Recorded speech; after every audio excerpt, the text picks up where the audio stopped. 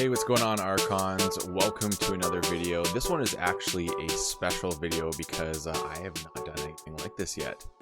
So, for those of you who don't know, you can basically have deck evaluations by me, where I'll create videos either exclusively for you, or I will post it on my YouTube depending on what you wish to do.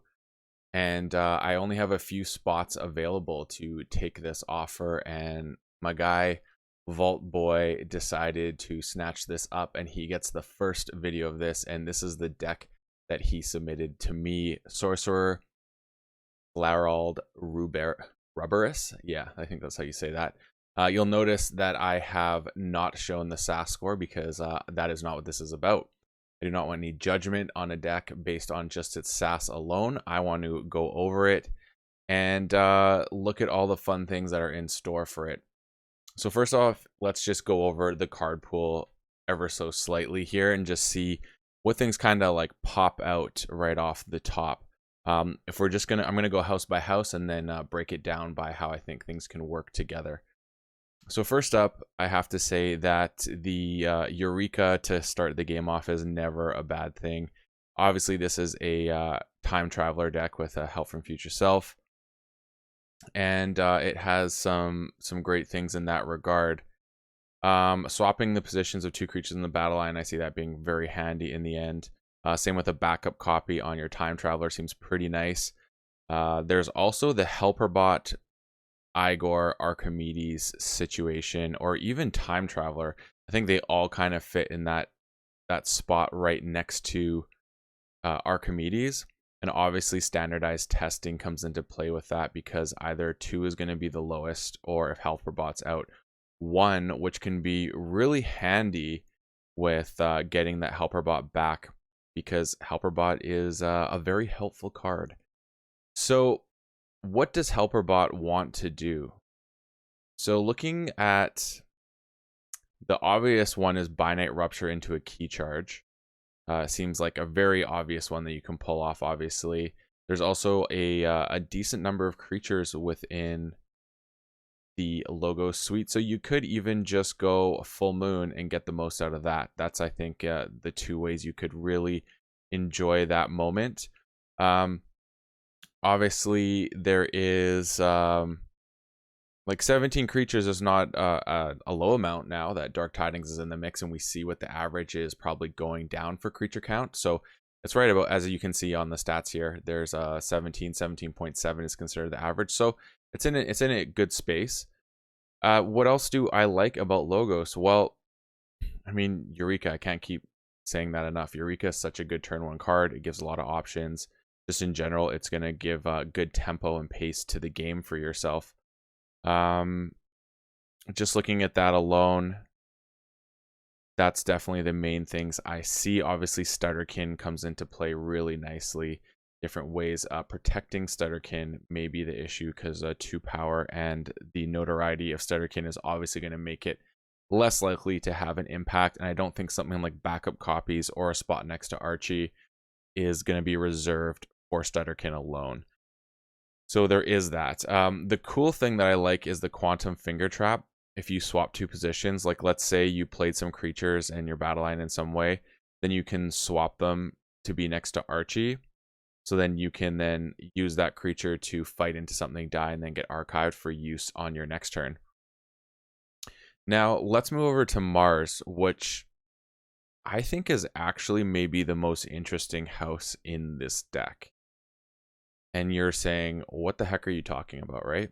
Actually, because it's the most interesting house, I'm going to finish off with that. We're going to go to Untamed next. So we obviously do have a little of soft artifact control here with Grasping Vines. It's really nice in the sense that it's just going to provide the ability to take something off the table that may be annoying during your turn. Quixelstone's an obvious candidate for that. There's other targets out there that you may not want to have at your opponent's disposal right away. So you have that.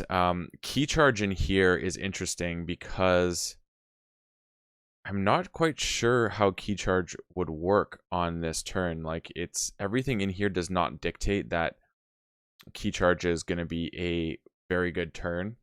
with this. I think it's going to be like a full moon puts you over the edge for playing a couple creatures and then you get there. I don't think it is mainly with this house. I think it's honestly the helper bot into KeyCharge is the way this deck wants to roll. But it obviously has the lovely they're everywhere. Deal 2 damage to each flank creature, enemy flank creature, and then 1 to each non-enemy flank, not on a flank, which is really nice, into a save the pack to wipe the board. But I think if you can really have the patience and time, especially with the fact that there isn't a ton of Ember control in the deck, you want to use that to set up a really fun Mars needs Ember turn. And then hopefully next turn you got the save the pack and you can finish them off and have that nice little burst there, which would also work into going into a KeyCharge.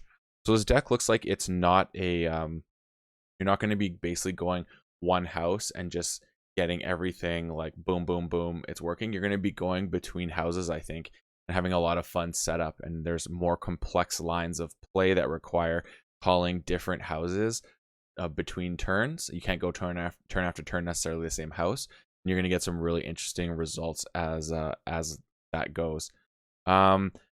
Kindred's long shot, deal 2 damage to a creature. Yeah, that sets up a save the pack if need be. They're everywhere. They have an armor. Deal 1 damage doesn't do it. You got Kindred to back that up. Bumblebird is Bumblebird. We don't need to go into that too much. If it works, it works. If it doesn't, it doesn't. Obviously, Nox and Marmo Swarm are just fatty boom boom creatures potentially that exist. And Dusk Witch is Dusk Witch. If you can obviously get Dusk Witch out turn 1 and then follow that up with who is it? Oh, I'm blanking here. Oh, it's not here. Okay, but obviously Dusk Witch is going to do Dusk Witchy things, which is really nice, especially if you can get it to fire and then you get into a Logos turn with a Stutterkin or something. You can just, it's going to be bad, but that is Dusk Witch. That's nothing new. Yeah, the Untamed I feel is, it's really interesting because I think it has a lot of pieces that set up other things or you want to combo off, which is really cool. The Nepenthe, I think you're almost looking for the Mars needs Ember, especially if you can get they're everywhere and then have it happen twice. Like that could just be devastating, especially if you can follow up with the save the pack. Now obviously something that exists here which is really interesting as well is I'm going to move, yeah, Nepenthe. I think you're looking for potentially the KeyCharge. If you can Binate Rupture and get enough Ember to KeyCharge through the helper bot, and then next turn have your Nepenthe out, pull your KeyCharge back and use it again. I suppose that's 2 keys pretty quick, could happen. It's not out of the realm of possibility by any stretch. And then going into Mars, I think what's really interesting here is the double Carpet Flotsam. Now, I don't know how easily you have no friendly creatures in play because I have not played this deck, but from looking at it first blush, you could do some cool stuff with potentially having your opponent do that, and especially with the Mars needs Ember play. If you can get that to work and then you can Mars needs Ember into a Carpet Flotsam, or even Carpet Flotsam into a Mars needs Ember on your Mars turn, it really seems like there's a lot of nice ways to utilize the Mars needs Ember and have that extra turn or two, depending on how you can utilize this to actually keep yourself in the game as well as bursting. So not only are you getting yourself into a position where you're taking your opponent off check and controlling their Ember, but you should be being able to get yourself into a position where you're actually going to be generating a decent amount of Ember through this. It has a really nice swing potential in the game, which I'm really liking. Obviously, Mars first Proliferator is the play in this. There's nothing else in Mars that you're really looking to do that with, unless you don't have an option. The Dominator protecting Stutterkin is a thing here. But unless you don't really have an option, and obviously Dominator, Dusk Witch too, but I mean, still the low power isn't really a deterrent. You just know there's no fighting. But like I was saying, you could obviously use Vizima Think Drone to archive your Igors, your helper bots, your time travelers even is really nice for the Mars first. But I don't think that is the play you want. I think you definitely want the Proliferator throwing down, and you're getting that Mars needs Ember back. So every time you use it, if you can keep Proliferator protected, because with the Fixed Finger, that's going to make Proliferator really tricky to deal with. 3 power, 1 armor, and if you can get it under the taunt from Dominator, it's in a really good position there. Obviously, you have Stormcrawler to slow down your opponent from just reaping out, as well as Ember Conduction Unit. So two of those great Disruption Mars cards that can really make your opponent frustrated and have to essentially call a house twice just to reset their board to use it again. So I really like that. I think that is some really nice stuff there. The Mars is so interesting. Obviously, Hypno Beam is just anything that you feel is either a problem. It's board control, straight up. You're going to take something that's going to benefit you. If it shares a house, even better. If it doesn't matter. You're just taking it away from your opponent. But yeah, I definitely see that your Mars needs Ember, Proliferator, Mars first is the play. Like, you drop that, you get it back. You just keep storing it. And if you can really protect your Proliferator and do that turn after turn, you can really cause the game to swing in your favor. What else am I seeing here? I mean, I suppose the other setup plays you can do as well is Helper Bot into a Mars needs. Oh, no, that wouldn't work. I was just thinking about Binite Rupture. If Binite Rupture wasn't alpha, which I think everyone knows would be broken. But yeah, so it's really neat the way this Mars suite works. Like, I'm really a big fan of it. The Vizima Think Drone is just a really nice card in this to be able to recycle some creatures. I mean, even Beam Buckler is not a bad call just to have the play effect again. Like, you reap with Vizima, put that in, pull it back. It just gives you options, especially with it dealing damage, and the Mars needs Ember again. Like, Mars needs Ember, I think, is the quintessential card of this deck for just allowing you to stay in the game and keep moving forward, because of the fact that it is the only card that controls Ember. But I don't think it makes it the deck unwinnable. I definitely think you have your moments where Binite Rupture is going to come into play. Like I said, Helper Bot Key Charge to give that tempo.